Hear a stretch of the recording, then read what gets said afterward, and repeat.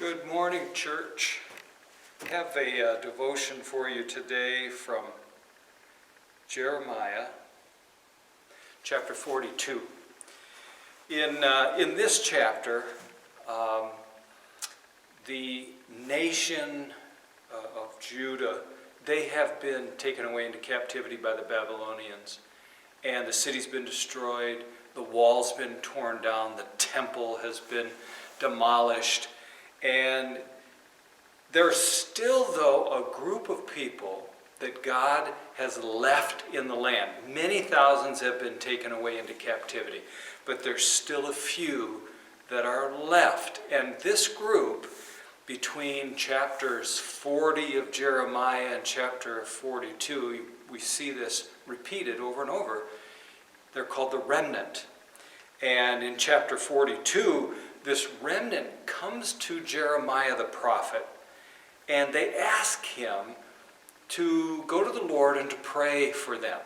What should we do? Should we stay here in the land that there's nothing left? Jerusalem is a ghost town. Should we stay here, or can we go? And really in their heart, what you read in chapter 42 is that they wanted to go to Egypt. They wanted the comforts of Egypt. They were afraid of the king of Babylon. They were afraid he was going to come back and do more damage, and they just didn't want to have anything to do with that. They wanted to go down to Egypt. But they come to Jeremiah, and they say this in Jeremiah chapter 42 in verse 2. It says, Jeremiah the prophet said to them, Jeremiah the prophet, and said to him, they came to him and said, please hear our petition and pray to the Lord your God for this entire remnant. For as you now see, though we were once many, now we are only a few. Pray that the Lord your God will tell us where we should go and what we should do. So Jeremiah hears that and he says, I'll pray for you. And he goes away, and for 10 days he prays, Lord, what do you want for these people? He comes back with the answer, and they don't like his answer. God says, I want you to stay here in the land. I'll bless you. I'm going to restore you. I'm going to build you up. And they didn't think that this was right. As a matter of fact, you get into chapter 42 of Jeremiah, and they say, Jeremiah, I think you're just lying about this. God really doesn't want us to stay here. They didn't want to do what the Lord wanted to do. Even after all the things that they've seen, they still wanted to do their own thing. So Jeremiah says, if you go off to Egypt, if you don't listen to what the Lord has said to you, which you've already stated you wanted to do that, you wanted to hear what the Lord had to say, but you really didn't.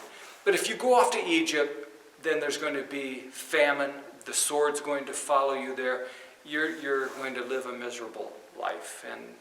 And they do, and they live miserably. But what you see from this is that God wanted a remnant. He wanted a remnant to stay in the land. He wanted those people there to represent him, because he knew what he was going to do. He already told the people, if you disobey me, then I'm going to bring discipline on you. And they continued to disobey. So God brought the Babylonians. But he said, after you've been taken away into captivity, 70 years, and then I'm going to bring you back. And he wanted the people to remain there so that the world would see that he is faithful, that he will do what he says that he's going to do. So he says, you stay here, and you're going to be my representatives to show how great my faithfulness is. In the world, God still has a remnant. He still has those who believe in him, who trust in him, who walk with him. And he says, I want you to be faithful to me, to the world. A remnant is always a small group.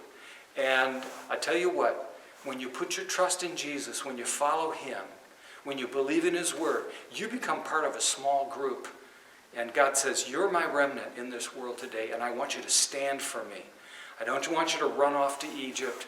I want you to believe in me, trust in me, stand for me, and be my representative in this world. That's what I believe Jeremiah is talking about here in Jeremiah in these chapters 40 through 44, but especially in chapter 42.